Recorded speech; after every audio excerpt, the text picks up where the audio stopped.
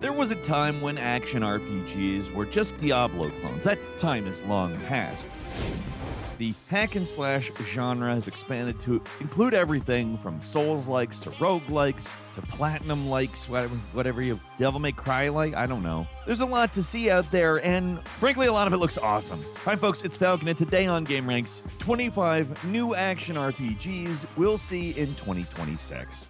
Starting off with number 25, it is Nioh 3. The Nioh series is Team Ninja's secret weapon for over a decade. These Japanese RPGs are the platonic ideal when it comes to hack and slash of the Souls-inspired variety. This one is looking like it may actually be the best one yet. Instead of keeping you locked in smaller mission areas, Nioh 3 is set in an open world, and obviously Team Ninja really knows what they're doing with this particular type of game. Stranger of Paradise and Wolong Fallen Dynasty, they follow the Nioh formula. The first big departure came from their open-world adventure, Rise of the Ronin, where you were given free reign to create your own samurai and change the stories you progress through different factions. Nioh 3 is even more impressive. It's a more ambitious shot at the open world with these huge yokai bosses and magic skills to unlock. We're gonna guess it's a lot harder, too. It seems to be one of the first and therefore only Souls-likes to take inspiration from Shadow the Erdtree's smaller, more tightly constructed open world, and that's something I like.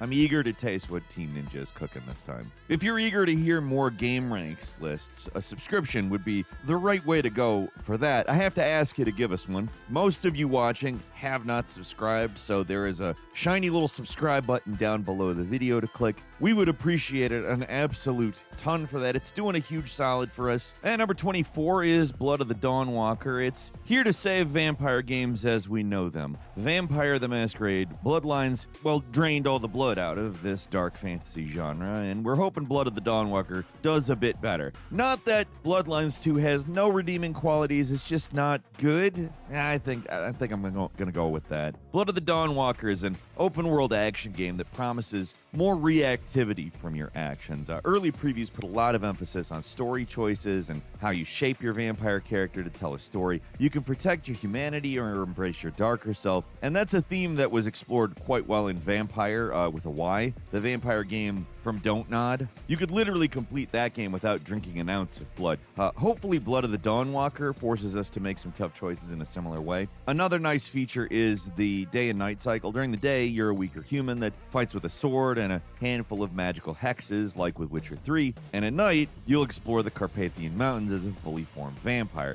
The developers have talked about working to make both the gameplay styles good, so it's not like, or at least not reacted to like a werehog situation. I don't know, I have more love for the werehog than it seems like others do. But the idea is that spending the whole day as a normal human who's doing Witcher stuff will also, it'll help build anticipation for the night when you can go crazy even more.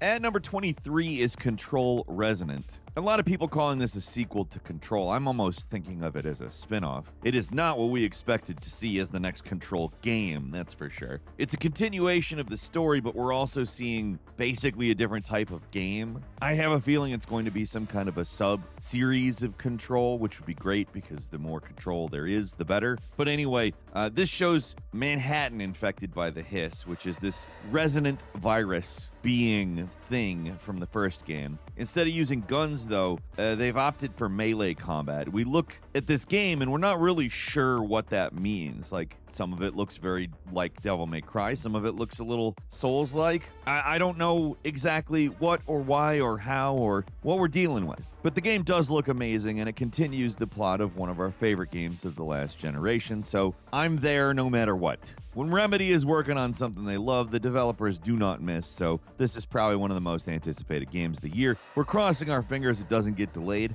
and I'm double crossing my fingers that we have 2 Control series now. That would be the best thing ever.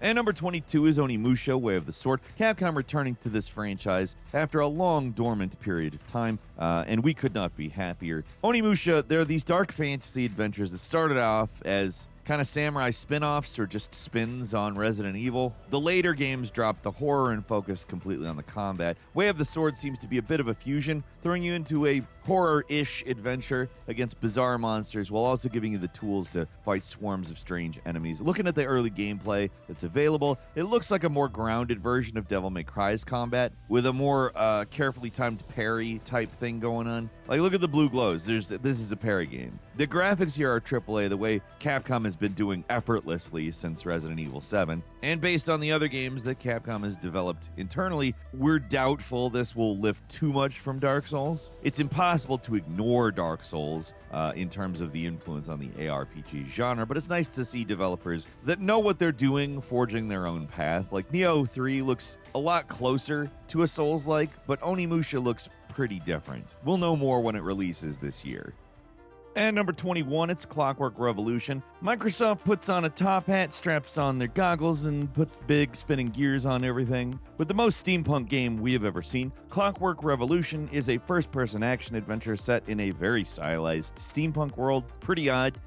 For as popular that this genre has been, we haven't really seen a massive game that lets you explore a city in the same way Cyberpunk does. We're getting serious Bioshock Infinite vibes from the fantasy city setting and the powerful gadgets. You'll travel through critical moments in history to the utopian city of Avalon, and what you do in the past affects the present. It's an ambitious idea. We're curious to see how it plays out, but Microsoft certainly has the money to make a concept like this a reality, but they're also Microsoft, so keep that in mind too.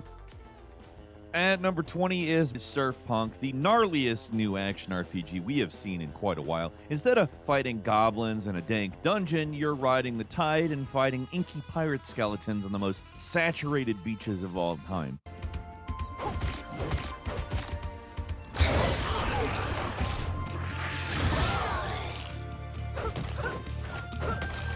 This doesn't really follow Diablo conventions. You're not really looting. Instead, you're doing a lot of exploring, surfing, and a little crafting. You work with a team, and you use one of 4 classes that you can swap between at any time at your home base. Dangerous expeditions are ranked by skulls, sending you to one of several different island biomes to get in, get out, hopefully with some lost artifacts.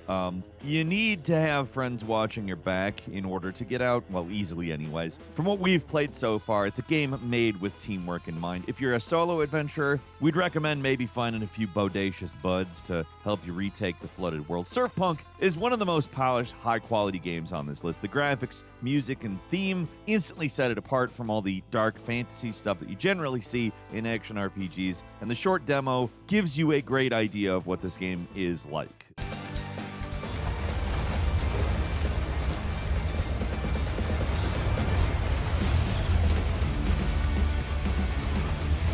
We're always looking for more ways to dungeon crawl with friends, and this is something very different, possibly special. At number 19 is Alabaster Dawn, one of the most anticipated games of the year, and one of the most unique upcoming action RPGs for its really high-quality presentation. Alabaster Dawn is a few steps over your average indie isometric action game. The developers of Crosscode have outdone themselves with very intricate sprite work here.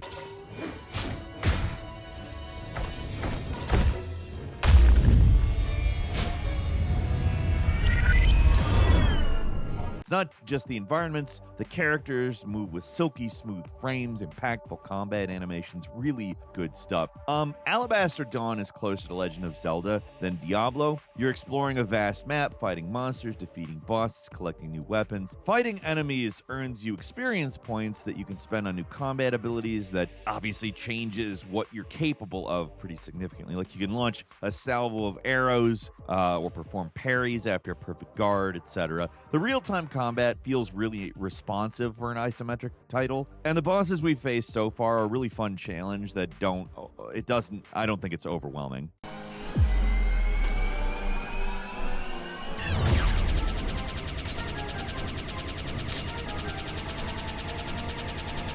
Again, this one has a demo as well, and if you're feeling like a Legend of Zelda or maybe even a little Secret of Mana-ish, this is where to go. I mean, they really do a good job of this kind of action RPG. Also, the demo is not short, just to be clear. Seriously, if you're at all interested, give it a shot. And number 18 is Queen's Domain. There are plenty of games like FromSoft's Dark Souls series, and lately we're seeing a lot more games taking inspiration from a different FromSoft franchise, the predecessor to Dark Souls. Queen's Domain is, the name obviously sounds like King's Field. It's a first-person action RPG with really sluggish combat, very retro atmosphere, spooky one, to be fair, but yeah.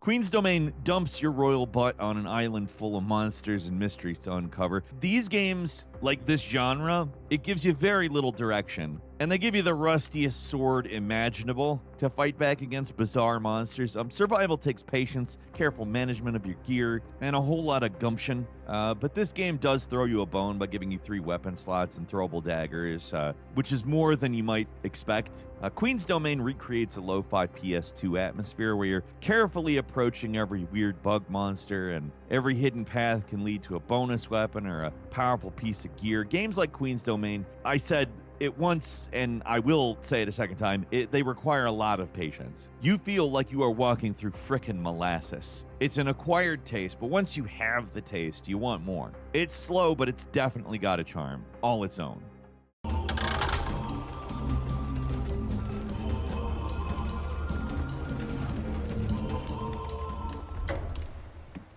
And number 17 is when Souls-likes don't get a lot more unique than Glaciered. We haven't seen a Dark Souls game that stretches the concept this far yet. Glaciered takes the Souls-like about a hermit crab and makes it look normal. Here, you play as a bird-fish hybrid creature. You fight sea creatures like great white sharks and stuff like that.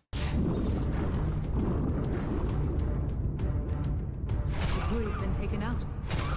Don't worry, it's just plain dead. And, it from a gameplay perspective, is everything you'd expect from a Souls game. You have limited stamina for attacks and dodging. Your attacks charge an expendable resource called heat that dissipates after a fight. And you want to use your attacks when you can. That's how that works. Glaciered is another surprisingly polished product with some of the best swimming controls we've dealt with in a video game. Underwater controls tend to be bad, but the setup here gives you full 3D movement. The graphics are really neat, the controls are sharp, and we're definitely intrigued by the bizarre alien aesthetics of the world. The game takes place 65 million years in the future, but hopefully it doesn't take that long for Glaciered to drop on Steam.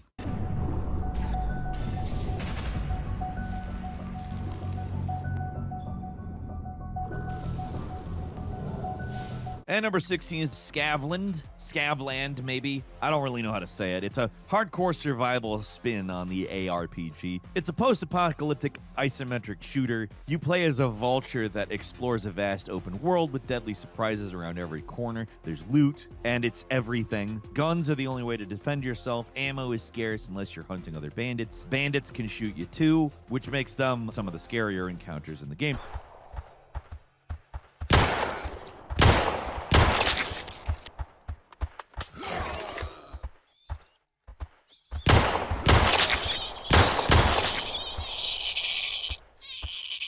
Darkness is everywhere in Scavland, and you'll only see what you're looking at. If you're looking in the wrong direction, those howls you hear in the distance will be right on top of you, tearing you apart. It's kind of a more action-oriented Darkwood. There's creepy stuff around every corner. Each new area that you explore, it might be your last. If you're brave enough to get into shootouts, you can quickly stock up on assault rifles and shotguns pretty early. Interesting, there's kind of like a Death Stranding twist here. Dead bodies spread an evil mutation called the Mist, so you need to contact a specific faction to clear out the dead bodies. There's a lot of lore in Scavland and a lot more weirdness to discover. It throws an unforgiving world at you and says, hey, you think you can survive this?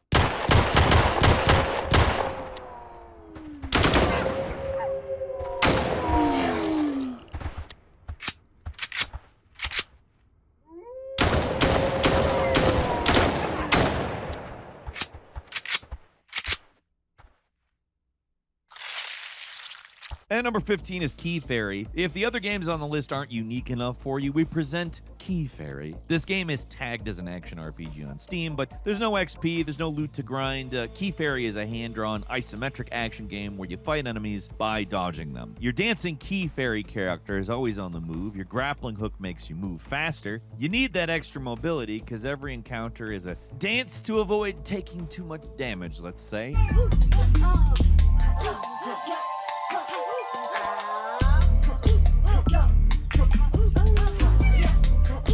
3 hits is all it takes, and you're dead. Enemies drop broken hearts, collecting them ends the encounter. Weird little game. It's also the furthest from an ARPG you could probably get and manage to be on a list about ARPGs. Every character has this weird, whimsical type dialogue that tests your patience for the whimsy thing. I will go ahead and say whimsy can wear on me pretty quick, and I'm all right here, but it's not for everyone. But one look at the art style, and we had to at least try this thing.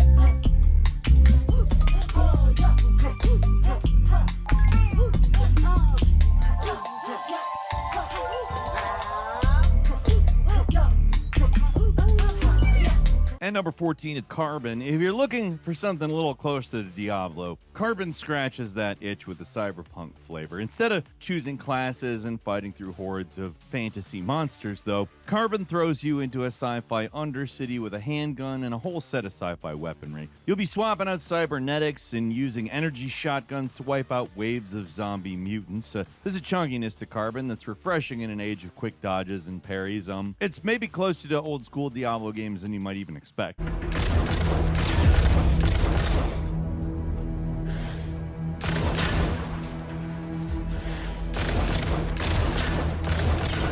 Your character plants themselves in place and just swings around wildly. You can equip a sword, but we stuck with the shotgun and the railgun for most of the run. It's good. Instead of classes, you select a chip with different ability loadouts after taking down the first rare enemy. These chips have entire trees of upgrades to unlock, and they're designed specifically for different weapons. You'll also get shields to protect against dangerous gun-wielding robots and other special abilities related to your arsenal. For example, the railgun has a sonic blast that cuts through groups of enemies and deals high damage. It's a fun twist on the ARPG that looks a lot like The Ascent. We're excited to see even more weirdness in the grimdark future of Carbon.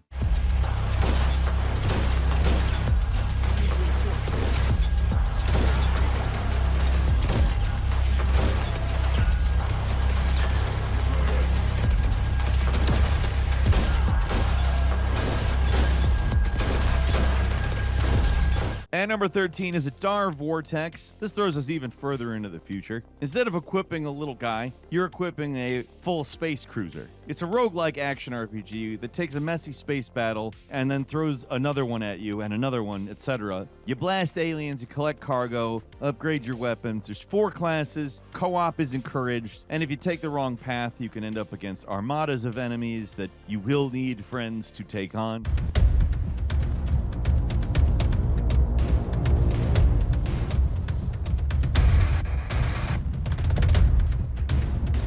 We chose the Commander class ship. That gives you a drone launch bay that you can send out a bunch of tidy fighters that shoot stuff for you if you want. It's the classic Necromancer job in a space setting type thing. You can also return to your home mothership to sell extra loot and reconfigure your ship from scratch. It's an in-depth little game that's deceptively simple to play. The universe is procedurally generated for each run, and the surprisingly simple combat gets exponentially more complicated when you're fighting huge ships. We loved getting to shoot alongside friendly fighters in a random Warzone event. Hopefully this unique twist on the ARPG has more surprises in store when it releases in full sometime this century.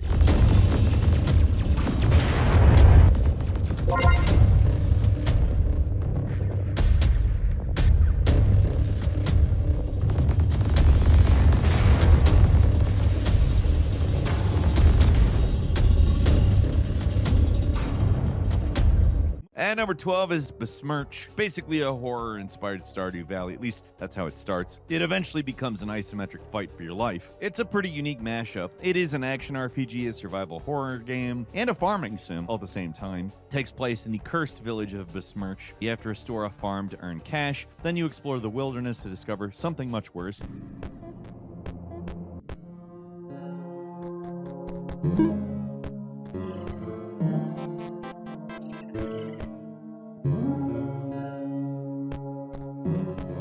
If you played Faith, you'll recognize another major inspiration immediately. The creatures that haunt Besmirch aren't your average demons, so they'll appear everywhere if you don't go to bed at night. It takes time, but eventually Besmirch comes all the way around to a fully fledged dungeon crawler.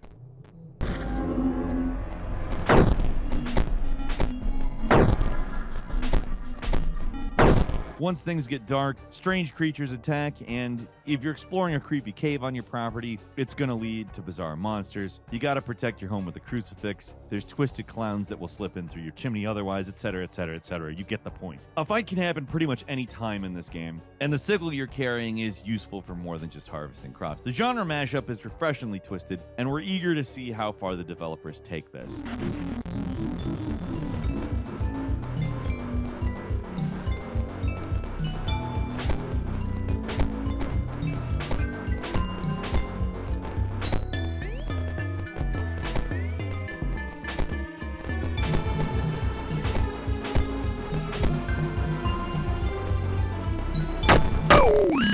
Moving on to number 11, Greyskin. These are all work-in-progress games, and Greyskin is one of the earliest efforts that shows a lot of promise. We don't really know the plot. All we know is that you're a big gray rat with a laser gun and a pickaxe. There are multiple underground regions to explore. They're a lot more elaborate than other ARPGs we have played. That's good. There's hidden areas full of treasure, optional dungeon paths to attempt with up to 4 friends. The version we played is loose, but a whole lot of fun. You're swarmed by giant armies of monsters, and you gotta pump those tiny rat legs because the enemies here can murder you real quick. It's probably a little closer to Borderlands than Diablo. There's new weapons and shields to collect. And yes, there are 4 different jobs in this game. How you allocate your stat points changes your playstyle and your build as you go. And we were only able to experience Act 1, but we walked away impressed.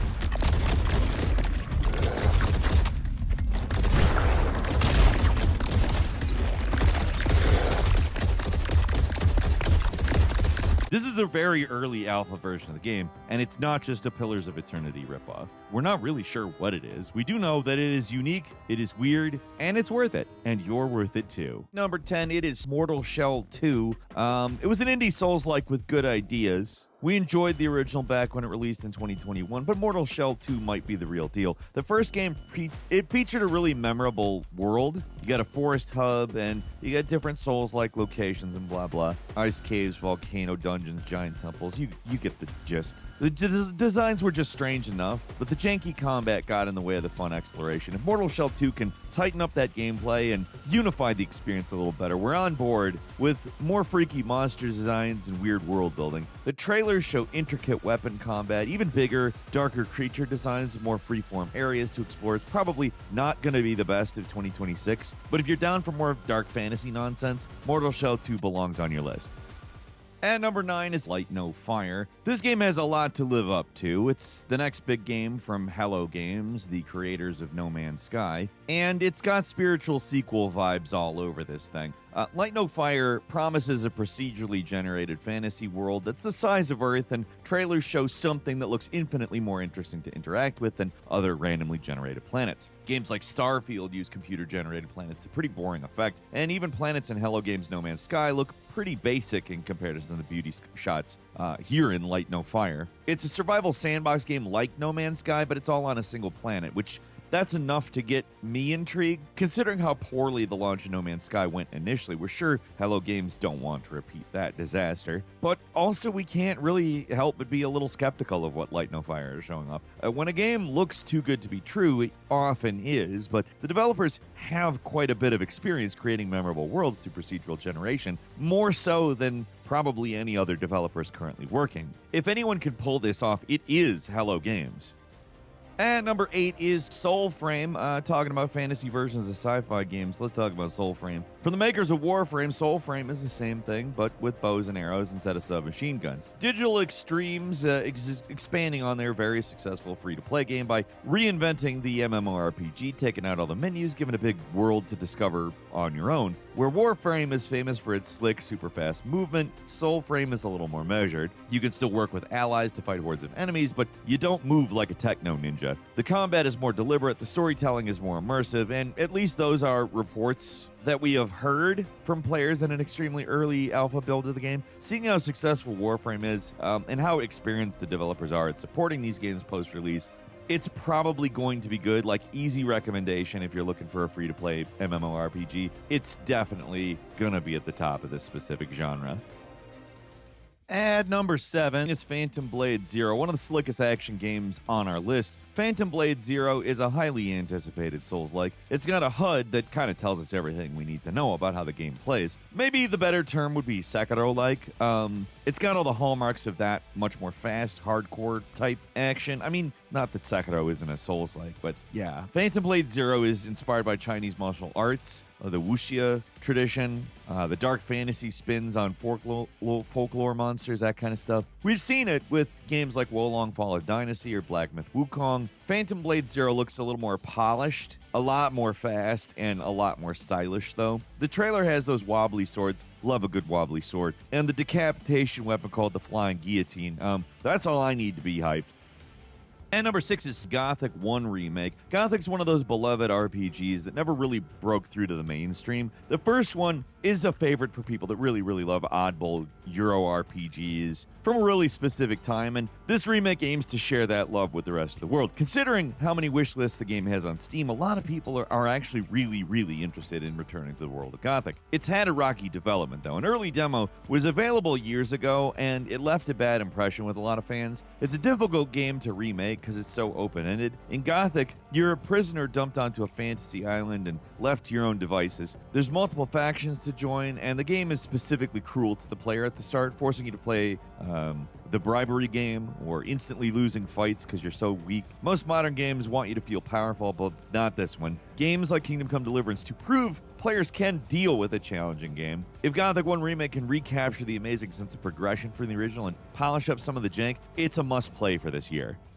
And number 5 is Tides of Annihilation. It's a Darksiders twist on an Arthurian legend. You play as Gwendolyn, a spectral knight with the ability to juggle enemies in the air and pull off sick combos. This one's set in the aftermath of a fantasy war with the ruins of London as your setting. You fight mythologically inspired creatures. A lot of games like this coming out in 2026. Tides of Annihilation embraces the whole games that the original God of War series has left us in terms of spectacle. The trailer really shows some enormous skyscraper-sized encounters, and we're hoping those lead to some fun boss fights. Tides of Annihilation has a lot of questions to answer. Like, are you going to freely explore? Is this a more linear adventure? I mean, we're absolutely down for more linear games like last year's Ninja Gaiden 4. Neither choice is the wrong choice, but we don't know which choice they've made. The trailer shows cinematic, slickly produced cutscenes and fast-paced gameplay that rival easily any other AAA game, but we don't know how it plays. Unknown developers, however, are really stepping up here. If something as weird as Claire Obscure can take over the Game Awards mainstream, Tides of Annihilation might be something special. And while we're talking about games from the PS3 era, at number 4, it's Darksiders 4. Never thought we'd see that. The Darksiders series seemed to end after Darksiders 3, which made the series into a Souls-like, and now Darksiders 4 has been announced. It's real. We've been told you finally get to play as all 4 of the 4 horsemen of the apocalypse, too. Generally, we really don't know a lot about Darksiders 4. 2026 release date might be incredibly hopeful, maybe even over-hopeful, but we're excited for a time when action RPGs weren't so hardcore. There's room in the video game landscape for action games like the Xbox 360 era, where they challenge you without giving you a brain aneurysm or carpal tunnel syndrome. Even Darksiders 3 was pretty light as far as a take on the Dark Souls formula, so we're guessing Darksiders 4 will continue that trend. While there aren't a lot of details, we're hoping for a Return of the Legend of Zelda-inspired Darksiders 2 with a whole lot of exploration and puzzle-filled dungeons to solve. That probably won't be the direction, but we can dream. And number 3 is Atomic Heart 2, because the first wasn't weird enough. We got to get a second, right? Russian Bioshock is definitely a reductive way to describe these games, while also being completely accurate. There's enough insanity in the first to fill an entire series of games, so Atomic Heart 2 has to step hard. I mean, Atomic Heart 2 is a gonzo FPS where you use weird weapons to fight weirder enemies. You have to access gadgets in the open world to explore. The original game was reinvented multiple times during development, and you could tell. The sequel is already well along, so we're hoping the developers have a more clear vision and for an even better experience. I will say, after the first game was well received, they probably know what direction to go in. Even though the first game was shaky to some extent, it also got a lot of love for a lot of aspects of it at very least, and it's nice to see them getting a second shot. Also, the game looks like an improvement in every way over the first. It's easily also the most Bioshock coded on this list. If you want more Bioshock, go back and play Atomic Heart. Moving on to number 2, it's Gods, Death, and Reapers. This mixes Diablo and the extraction genre, forcing you to really take care of your loot. Based on Norse mythology, you explore a ravaged world full of monsters and other players that want to steal all your stuff. It's a top-down game where you'll hack at monsters and collect all the loot that pops out. Outside your home base, it's a PvPvE experience, so you have to watch your back or team up with strangers that might stab you in the back right before extracting. There are also cooperative modes specifically for fighting enemy factions with friends, so you're not always locked in for loot runs. The developers promise a developing story that you can get involved with in a more direct way, unlike something like Arc Raiders, where the story is more of a theoretical thing. It's also free to play, so it's going to have downsides, but possible upsides as well. If you're into this kind of high-stakes online game, Gods, Death, and Reapers is definitely something to put on your wish list. Finally, at number 1, it is Fatekeeper. Looks like the successor of Dark Messiah of Might and Magic. If you know what you're talking about, you're probably quite excited by that. Dark Messiah was an early game made with the Source engine used by Valve to create Half-Life 2. Dark Messiah was all about messing around with physics, throwing enemies around, using magic to ragdoll orcs into oblivion.